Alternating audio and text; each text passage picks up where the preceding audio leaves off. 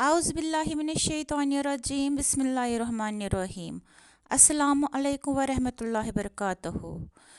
अनिरुद्ध आचार्य से एक लड़का कहता है कि वो पहले मुसलमान होता है, उसका नाम होता है जावेद, और वो हिंदू धर्म में आता है। और वो उसको क्या कहता है आप खुद इस वीडियो में देखिए।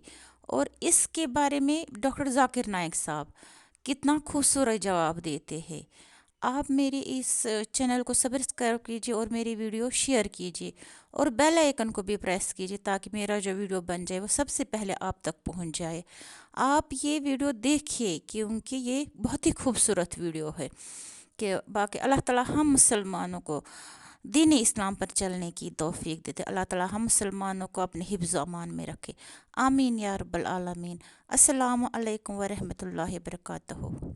और मैं क्षमा चाहूँगा क्योंकि मुझे है ना आपको मैंने बहुत आपकी कथाओं को सुनता हूँ और मुझे बहुत प्रेरणा भी मिलती है आपकी कथाओं को सुनकर। और मुझे थोड़ी घबराहट हो रही थी तो इसलिए मैं बैठा हूँ आपके सामने, तो इसलिए मैं क्षमा चाहूँगा। और मैं एक मुस्लिम धर्म से हूँ और मैं ये पूछना चाहता हूँ, मैं सनातन में आ तो गया हूँ पर मैं ये पूछना चाहता। आप मुस्लिम हैं? हाँ। क्या नाम था आपका पहले? मेरा पहले जावेद नाम था। जावेद, काफ़ी लोग जानते भी होंगे। तो आपने हिंदू धर्म अपना लिया? हाँ हाँ, क्योंकि सबसे पहले मैं एक बात कहना चाहूँगा क्योंकि काफ़ी लोग मुझसे कहते हैं कि तुम हिंदू बने हो। हिंदू तो मुझे नहीं लगता कि कोई किसी को बना सकता है क्योंकि हिंदू पैदा ही होता है, मेरा मानना ऐसा है। और ये मुझे ना किसी ने ब्रेन वॉश करा और ना किसी ने कुछ कहा, ये एक ठाकुर जी की कृपा हुई तब मैं सनातन में आया। वैसे किसी ने मुझे या मैंने किसी को देख के सीखा या ऐसा कुछ भी नहीं था। तो मैं सभी लोगों से ये कहना चाहूँगा और मेरे जो फैमिली वाले हैं वो भी आज तो आपके फैमिली वाले आपका विरोध नहीं करते कि तुम कहाँ चल? मैं अभी इतना डिप्रेशन में हूँ, पूछो मत। मुझे फ़ोन आ रहे हैं फैमिली वालों के ज़्यादा आ रहे हैं, बाकी अदर तो कोई कुछ भी नहीं कह रहा, पर फैमिली वाले का आज भी मम्मी का फ़ोन आया और वो कहने लगी हमसे कोई मतलब नहीं, हम मर भी गए तो हमारा मुंह मत देखियो तू, हमारी वजह से पूरे रिश्तेदार तेरी वजह से हमें पूरी वो कर रहे हैं और मतलब हमसे रिश्तेदारी टूट गई है, हमारी एक लड़की है उसकी शादी करनी है, तेरी वजह से उस लड़की की भी ज़िंदगी ख़राब हुई है। तो महाराज जी मैं ये पूछना चाहता हूँ कि ठाकुर जी से मेरी एक शिकायत है हमेशा कि या तो मुझे पहले इधर का कर देते या उधर का कर देते, ये बीच में ला के मुझे इतना परेशानियों में डालना, और उनको मैं छोड़ नहीं सकता। मैं साथे छोड़ सकता हूँ पर मैं ठाकुर जी को नहीं छोड़ सकता। किन को नहीं छोड़ सकते आप? मैं ठाकुर जी को नहीं छोड़ सकता, भगवान जी को नहीं छोड़ सकते? नहीं छोड़ सकता सर। फिर आप सही रास्ते पर हैं। आपने धर्म परिवर्तन कर लिया अपना? हाँ जी। वैसे देखो, धर्म परिवर्तन करने की जरूरत ही नहीं पड़ती। हमारे ठाकुर जी जो है ना, हमारे भगवान कभी ये नहीं कहते कि तुम हिंदू हो जाओगे तो ही हम तुम्हें मिलेंगे। हाँ, भगवान तो कहते हैं कि तुम मुसलमान भी हो और यदि तुम उसी रूप में मुझे प्रेम कर लोगे तो मैं उसी रूप में तुम्हें प्राप्त हो जाऊंगा। तो आपको ये भक्ति का रोग कब से लगा? मैं बहुत छोटा था। मेरी जो परवरिश हुई है वो मेरी नानी के घर पे हुई है। अच्छा। तो नानी के जाने के बाद मामा मामी दिल्ली लेकर आया, उन्होंने मुझे 11 साल की एज में काम पे लगा दिया। तो मुझे तो काम वाम का पता नहीं था, मैं वहाँ बैठा रोता था। तो मेरे ख्याल 2012 एक साल बीत गया, समय ऐसा बीत जाता और पता भी नहीं लगता और आदत पड़ जाती है उस चीज़ को झेलने की। तो वहाँ पे एक पन्नी आया करती थी, मतलब जैसे हम लोग ये आटा चावल वगैरह पैक करते हैं ना, तो वो पन्नी आया करती थी। तो उसमें कृष्णा पन्नी के नाम से आया करती थी और उसमें छोटी सी कृष्ण जी की छवि छपी हुई थी। उन्होंने हाथ में मुरली रखी, मुझे पता नहीं था उस टाइम पे कृष्ण क्या है और मुझे बिल्कुल भी इस चीज़ का अंदाज़ा नहीं था। तो मुझे बार बार ऐसा लगता ना कि कुछ टाइम बाद कि वो मुझे देख रहे हैं, वो कभी इशारे कर रहे हैं। तो मैं आंटी को बोलूँगा आंटी ये देखना, ये जो फोटो बनी मेरे को देखता है और कभी कभी इशारे करता है। तो आंटी कह रही तो मतलब उन आंटी को लगता था कि बच्चा है या वैसी पागलपंती वाली बात है, ऐसा कुछ भी नहीं होता। वो मुझे बार बार कहती, मैंने कहा आंटी आप जाओगे फिर ये ऐसे ही होगा। और मैं कई बार मैं दोपहर की रोटी खाता था तो मुझे ऐसा लगता है जैसे मुझसे कह रहे कि मुझे भी भूख लगी है, मेरे को भी दे। तो मैं आधी रोटी निकाल कर और सब्जी देता था और भगवान जाने वो कहाँ जाता था मेरे को बिल्कुल नहीं पता। और फिर उसके बाद से इतना उससे प्रेम हो गया कि मैं उस चिट को उखाड़ कर अपने साथ लेकर आया, डेली ले जाता ले आता। फिर उसके बाद से जो मेरे मामा मुमा थे उनसे वो लोग मुझे मारने पीटने लग गए कि तू ये क्या कर रहा है, ये है वो है जो भी हो। और उसके बाद से फिर मैं 13 साल का जब हुआ था मैंने घर को छोड़ दिया। तो मुझे लगता है कि ठाकुर जी की कृपा है और ये वहीं से हुई है। किसी ने ना मुझे सिखाया, ना मैं जिस फैमिली में काम करता था वहाँ भी ऐसे नहीं कह सकते कि वहाँ पे बहुत ज़्यादा भक्ति थी, वहाँ पे नॉर्मल भक्ति थी। तो ऐसा कुछ भी नहीं है।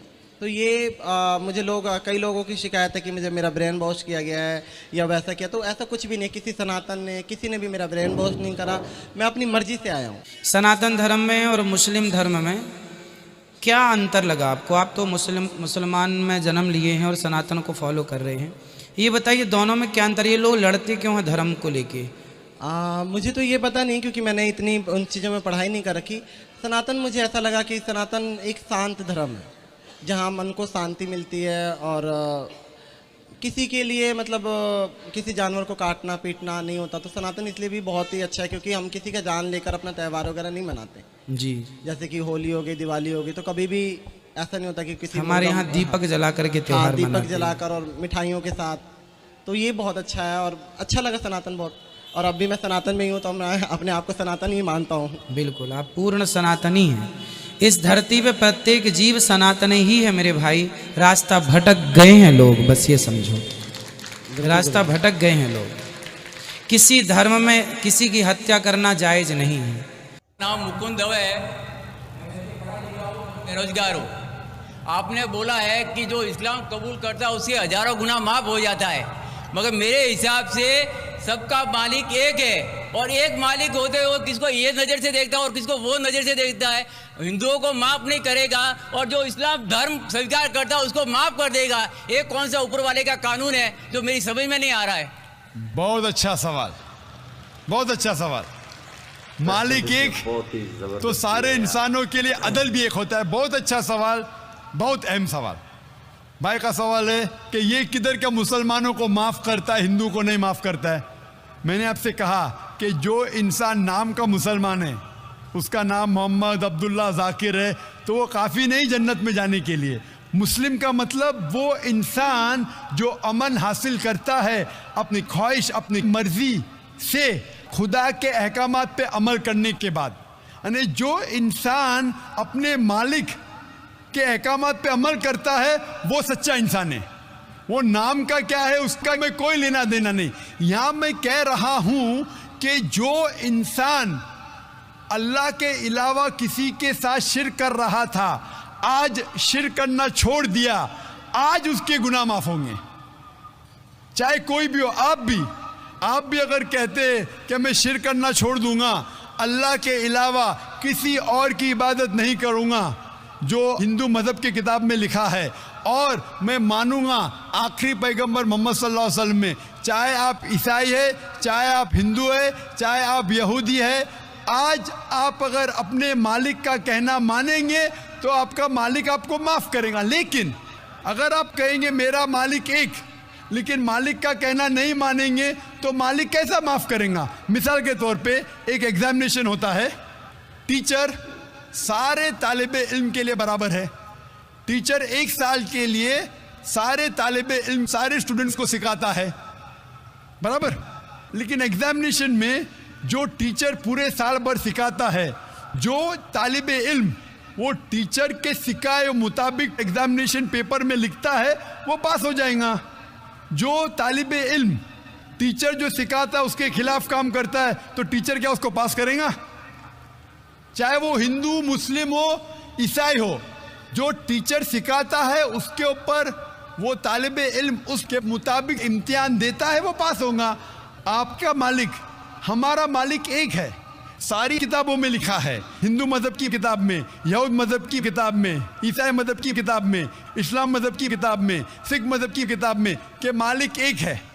मालिक के अलावा किसी की इबादत नहीं करना चाहिए, खुदा के अलावा किसी की इबादत नहीं करना चाहिए। कल मैंने फरमाया था कि उस खुदा की कोई प्रतिमा नहीं, कोई अक्स नहीं, कोई फोटोग्राफ नहीं, कोई पिक्चर नहीं, कोई बुत नहीं, कोई मूर्ति नहीं। फिर अगर आप मूर्ति देंगे तो आप मालिक का कहना नहीं मान रहे।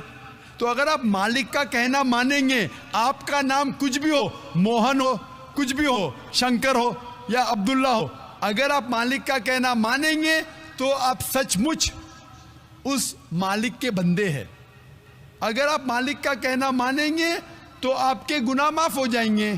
तो ये अरबी में कह रहा हूँ कि मुस्लिम तो लोग को ये लफ्ज़ से नफ़रत है। अगर नफ़रत है तो मैं मुस्लिम लफ्ज़ को निकालता हूँ। मैं ये कहता हूँ जो भी इंसान अपने मालिक का कहना मानता है उसे अरबी में कहते हैं मुस्लिम। लेकिन आपको मुस्लिम शब्द से नफ़रत है, मुस्लिम शब्द को निकाल दो। मैं ये कहूँगा जो खुदा के अहकामात पे अमल करता है, खुदा के कलमात पे अमल करता है, ये मानता है कि खुदा एक है, उसके अलावा किसी की पूजा नहीं करना चाहिए, वो इंसान के गुनाह वो मालिक माफ़ करेगा। आप अगर मानेंगे खुदा एक है, आप मानते खुदा एक है? आप मानते खुदा के अलावा किसी और को पूजना नहीं चाहिए? मानते? हाँ क्या नहीं मानते? आप मानते बुत परस्ती गलत है? आप मानते हैं कि मूर्ति पूजा गलत है? आप मानते हैं कि आखिरी पैगंबर मोहम्मद सल्लल्लाहु अलैहि वसल्लम है? नहीं मानते। बोलते हैं जैसे शिव शंकर को पैगंबर बोलते हैं, जैसे साईं बाबा को ये समझो पैगंबर हो गए। ये हर फरिश्ते ऐसे ऐसे आते गए। आपने मेरी 15 तारीख की तकरीर सुनी? मैंने नहीं सुना। मोहम्मद सल्लल्लाहु अलैहि वसल्लम का जिक्र मुख्तलिफ मजहबी किताबों में। आप कैसेट लीजिए, मेरी तकरीर है मोहम्मद सल्लल्लाहु अलैहि वसल्लम का जिक्र मुख्तलिफ मजहबी किताबों में। इसमें मैंने साबित किया हूँ कि मजहबी किताब बदलने के बावजूद सब मजहबी किताब में लिखा है कि आखिरी पैगंबर आने वाले हैं। उस आखिरी पैगंबर का नाम है मोहम्मद सल्लल्लाहु अलैहि वसल्लम। आप हिंदू मजहब से ताल्लुक़ रखते?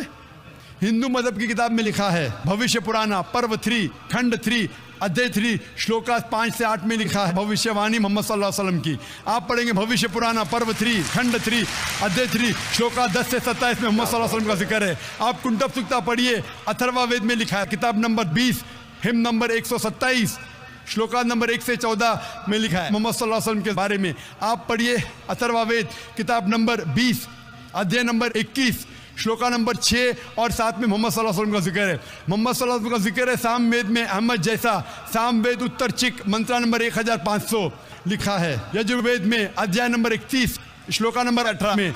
आप पढ़ेंगे ऋग्वेद किताब नंबर 8 अध्याय नंबर 6 वर्ष नंबर 10 में।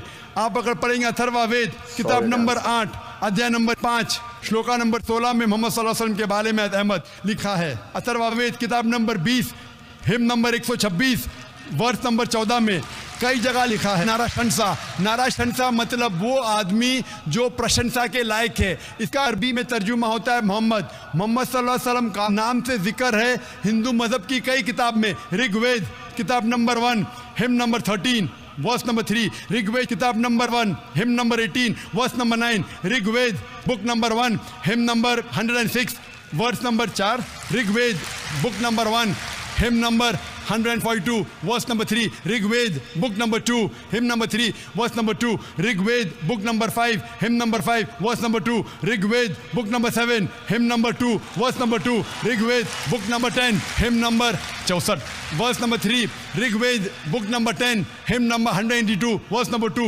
Yajurveda chapter number 20 verse number 55, Yajurveda chapter number 20 verse 37, Yajurveda chapter number 20 verse 57, Yajurveda chapter 21 verse number 31। मैं सिर्फ हवाले दे सकता हूं आपकी किताबों में से सिर्फ घंटों तक, जिसमें लिखा है मोहम्मद सल्लल्लाहु अलैहि वसल्लम आखिरी पैगंबर है। आज जो इस्लाम कबूल कर रहे हैं उनको ये समझाओ कि इस्लाम धर्म क्या है। उनको वो समझ में, मेरे भी समझ में नहीं आ रहा था इस्लाम बोलते किसको है। आपने कहा कि जो लोग इस्लाम कबूल कर रहे हो उन्हें समझाओ इस्लाम धर्म क्या है। आप नहीं समझे, वो लोग समझे इसलिए तो इस्लाम कबूल किए। आप भी समझेंगे तो आप भी कबूल करेंगे। ये 10 रोज़ा कॉन्फ्रेंस जो था, हमारा मकसद था बताने के लिए सारे इंसानों को इस्लाम क्या है। ये मीडिया जो इस्लाम को पेश कर रही है, ये तोड़ मड़ोड़ के पेश कर रही है। हमारा मकसद ही था बताने के लिए सारे इंसानों को इस्लाम क्या है। अगर आप इस्लाम को नहीं अब तक जाने तो बेशक कबूल मत करो। जब भी पहचान लेंगे इस्लाम को तो इंशाअल्लाह आप भी शहादत देंगे। मेरी दुआ है अल्लाह सुब्हानहू व तआला से, उस मालिक से, कि आपको हिदायत दे कि आप ये माने कि अल्लाह एक है, अल्लाह के अलावा कोई माबूद नहीं, और मोहम्मद सल्लल्लाहु अलैहि वसल्लम आखिरी पैगंबर है। मैं कहूँगा वॉलंटियर से कि आपको मेरी DVD दे, मोहम्मद सल्लल्लाहु अलैहि वसल्लम का जिक्र मुख्तलिफ मजहबी किताबों में, उसमें सारे हवाले हैं। और एक खुसूसन तकरीर है मोहम्मद सल्लल्लाहु अलैहि वसल्लम का जिक्र हिंदू मजहबी किताब में, सिर्फ हिंदू मजहब में। आप उसको देखो और इंशाअल्लाह आप इस बात को तस्लीम करेंगे, आज नहीं तो कल, कि अल्लाह एक है, उसके अलावा कोई माबूद नहीं, और मोहम्मद सल्लल्लाहु अलैहि वसल्लम आखिरी पैगंबर है।